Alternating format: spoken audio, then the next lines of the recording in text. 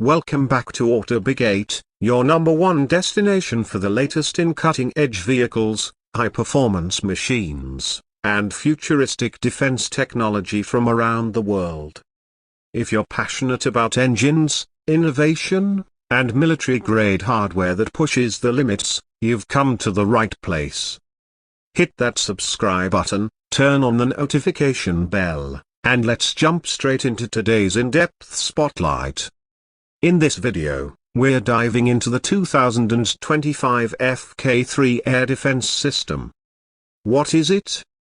Why is it being called one of the most cost-effective and reliable missile defense solutions on the global market today? And how much does it cost?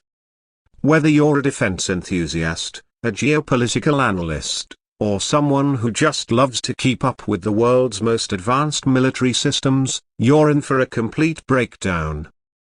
The FK-3 is China's export variant of its HQ-22 medium to long-range surface-to-air missile system. Designed and produced by China's Jiangnan Space Industry, a subsidiary of the China Aerospace Science and Industry Corporation, CASIC, the FK-3 is tailored for overseas customers looking for powerful but affordable air defense capabilities. What makes the FK-3 truly compelling is that it offers an effective range, high target engagement ceiling, and a comprehensive electronic warfare-resistant tracking system, all at a competitive price point that undercuts some of its Western and Russian counterparts. Let's talk about how the FK-3 fits into the global air defense landscape. To understand that, we first need to take a closer look at the strategic function of air defense systems. In the 21st century, threats from the air have evolved. From traditional fighter jets to low observable stealth bombers, high-speed drones, cruise missiles, and ballistic projectiles, modern warfare demands a fast, flexible, and scalable response. That's where systems like the FK-3 come into play. So what exactly is the FK-3 capable of? The FK-3 air defense system can engage multiple targets simultaneously at ranges up to 100 kilometers, with a maximum engagement altitude of around 27 kilometers. That puts it squarely in the medium to long-range category, making it ideal for protecting large strategic zones such as cities, military bases, energy infrastructure, and mobile troop formations. Its radar system can track and engage up to 6 different targets simultaneously while guiding 12 missiles at 2 for each target, ensuring redundancy and maximizing kill probability. Let's take a moment to appreciate what that means on the battlefield. In a hypothetical high-intensity conflict scenario, if a wave of fighter jets, drones, or low-flying cruise missiles approaches a strategic zone, the FK-3 can lock onto multiple airborne threats, even if they are employing evasive maneuvers or electronic jamming. The FK-3's advanced phased array radar and command guidance allow it to maintain control even in heavily contested electronic environments. It's also important to point out that the FK-3 is a highly mobile system. The system's components are mounted on 6x6 or 8x8 wheeled trucks, allowing it to be rapidly deployed, repositioned, and redeployed as tactical conditions demand. Mobility in air defense means survivability. If an adversary detects a stationary air defense system, it becomes a target. The FK-3's ability to shoot and scoot provides the kind of battlefield agility required in the modern era. Technologically, it draws from the HQ-22 lineage but includes modifications that make it export-friendly. For instance, unlike the HQ-22 that uses a semi-active radar homing seeker, the FK-3 relies on command guidance, which, while potentially less accurate in some extreme ECM scenarios, allows for a lower cost and easier integration with existing command and control structures of the importing country. Who's buying the FK-3? Well, one of the first and most notable export customers is Serbia. In a notable transaction, Serbia became the first European country to purchase the FK-3, raising eyebrows both within NATO and in the international defense community. The deal, estimated to be worth around $300 million, covered 3 FK-3 batteries. That places the average cost of a complete FK-3 battery system somewhere in the range of $90 to $110 million, depending on configuration, support equipment, and long-term logistical packages. For comparison, Western equivalents like the US Patriot system cost significantly more, potentially over $1 billion for a complete battery with interceptors. Even Russia's S-300 or S-400 systems typically run at a much higher cost per unit.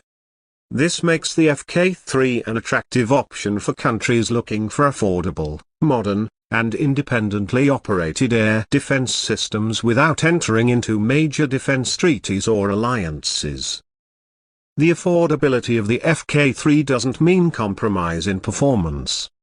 It's designed to intercept aircraft, helicopters, drones, and even cruise missiles, depending on the specific variant. Reports suggest that its engagement range is flexible depending on the missile type loaded. Typically, each FK-3 missile is 7 meters long, weighs over 1,300 kilograms, and carries a high explosive fragmentation warhead, more than enough to neutralize most aerial targets in a single hit. The radar system, another critical part of the FK-3 package, uses phased array technology for high-speed scanning and multi-target tracking. Operators can use the system in fully automatic or manual modes, offering tactical flexibility. The radar is built to resist jamming, a key requirement for modern air defense operations where electronic warfare is a constant threat. From a logistical standpoint, the FK-3 comes with several key components. A typical battery consists of a command post vehicle, tracking radar, and several transporter erector launchers, TELs. Each TEL typically carries 4 missile tubes. The system includes integrated communication and data links that allow for distributed network operations, meaning FK-3 batteries can be deployed in multiple locations and still function as a single cohesive unit. In terms of deployment, the FK-3's systems are C-130 transportable and can be strategically airlifted or road-marched with minimal setup time. This allows operators to not only protect stationary infrastructure but also move with advancing or retreating forces, maintaining a protective dome against aerial threats. This is particularly important in modern conflicts where front lines are fluid and rapidly changing. Let's now take a closer look at the economics behind the FK-3. The global market for air defense systems is expected to exceed $70 billion by 2030, with much of that demand coming from Asia, Africa, and Eastern Europe. Many of these nations need reliable protection but can't afford high-end Western systems. China, with its growing defense export strategy, sees the FK-3 as a solution to fill that market gap. With a price point under $100 million per battery, depending on the buyer's package and long-term support, the FK-3 is highly competitive.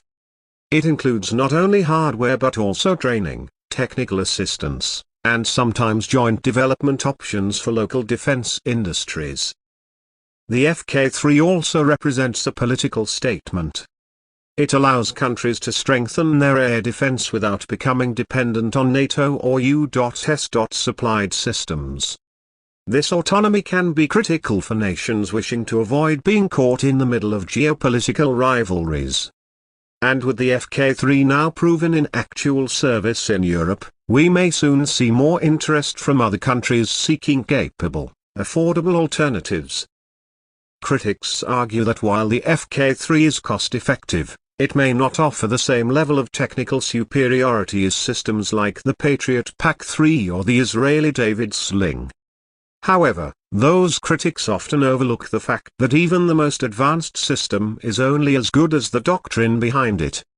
In regional conflicts, where budget constraints are real and airspace threats are more tactical than strategic, the FK-3 provides a very balanced and capable platform. As of 2025, there are rumors of an upgraded FK-3 variant being tested, possibly incorporating improved radar cross-section detection, better guidance algorithms, and expanded integration with unmanned aerial surveillance platforms. This could further improve accuracy, response time, and multi-platform coordination. One of the more interesting aspects of the FK-3 program is China's willingness to tailor the system to buy-in needs. While Western systems are often sold as turnkey solutions with limited user control, China offers its partners some flexibility in software integration, operational doctrine, and even partial technology transfer, depending on the size and scope of the deal. From a maintenance and lifecycle cost perspective, the FK-3 also stands out. Because it uses solid-state electronics and a truck-based deployment model, its operational cost is significantly lower than tracked vehicle systems. Maintenance cycles are straightforward, and training times for operators are reportedly shorter due to the simplified digital interface and real-time diagnostic tools built into the system. All of this makes the FK-3 an attractive option for middle-income nations trying to establish modern, layered air defense. Countries that are unlikely to face full-scale air assaults from fifth-generation fighter jets may find the FK-3's capability set perfectly aligned with their needs. Let's sum it up. The 2025 FK-3 air defense system stands at the intersection of affordability, performance, and mobility. With the ability to simultaneously engage multiple aerial targets, operate in jammed environments, and be deployed in both fixed and mobile roles, it offers a flexible solution for modern militaries. At a price point of around $90 to $110 million per battery depending on contract terms, it's a competitive offering that has already attracted international buyers and it's poised to expand its global footprint in the years to come. That's it for today's deep dive. If you enjoyed learning about the FK-3 air defense system and want more high-detail looks into global military and vehicle tech, don't forget to like the video, leave a comment, and subscribe to AutoBig8 for weekly updates. Got a topic you want us to cover next? Drop it in the comments and we might feature your idea in our next video. Thanks for watching, and as always, stay safe and stay curious. Let me know if you'd like a Thai version or background music suggestions for your video.